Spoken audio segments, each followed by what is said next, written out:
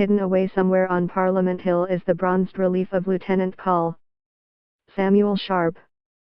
Finished 2 years ago, the sculpture appeared destined for a spot in the foyer outside the House of Commons to commemorate the former MP and recognize all Canadian veterans struggling with psychological injuries. Yet despite mounting calls for the Trudeau government to have it unveiled, the sculpture remains in storage, raising fears that Sharpe and other veterans suffering with mental trauma won't get the recognition they deserve. He was hospitalized and then sadly he died by suicide, said Conservative MP Erin O'Toole, who occupies Sharpe's old seat and, as Veterans Affairs Minister in 2015, first started the push to recognize the former MP. Let's use that sad legacy to help people today make sure they come forward to get help. It's not a political project, it's the right thing to do. Sharpe was a sitting member of Parliament when he helped raise the Canadian Expeditionary Force's 116th Battalion and then headed overseas to command the unit during the First World War. Not only was Sharpe involved in some of the biggest and bloodiest Canadian battles of the First World War, he was re-elected in absentia only a few weeks after Passchendaele, where he received an award for gallantry. But Sharpe would never retake his seat. The strain and trauma of Passchendaele, where more than 16,000 Canadians were killed or wounded, including one of his closest friends, would be too much. Sharpe was hospitalized for nervous shock a few months later and returned to Canada. On May 25, 1918, he jumped from a window at the Royal Victoria Hospital in Montreal and killed himself.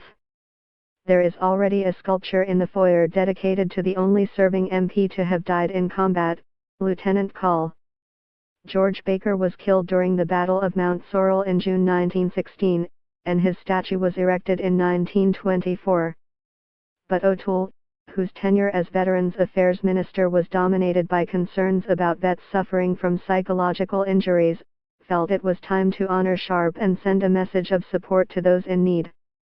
By talking about it, and by putting a small plaque up to honor him, we're going to show that we recognize there can be mental injuries just as severe as physical injuries from war, O'Toole said Wednesday. The initiative received support from the Liberals and NDP, as well as retired Lieutenant General Romeo Dallaire, whose experience in Rwanda and subsequent struggle with PTSD are known to many Canadians. Putting a commemoration plaque not far from Baker's is to recognize that they don't all die on the battlefield. A bunch of them die at home from injuries of the battlefield, Dallaire said. And it should not be hidden away. Several Liberal MPs have also quietly come out in favor of the project.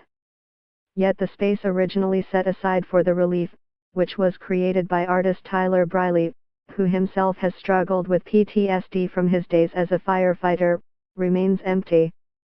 The sculpture's fate currently lies with Veterans Affairs Minister Seamus O'Regan, who will have to bring the matter to the House of Commons and Speaker Jeff Regan if he wants it in the foyer. Spokesman Alex Wellstead said Oregon's Commemoration Advisory Group, which is composed of veterans and other stakeholders, is reviewing the matter and will come up with a recommendation on where it should go.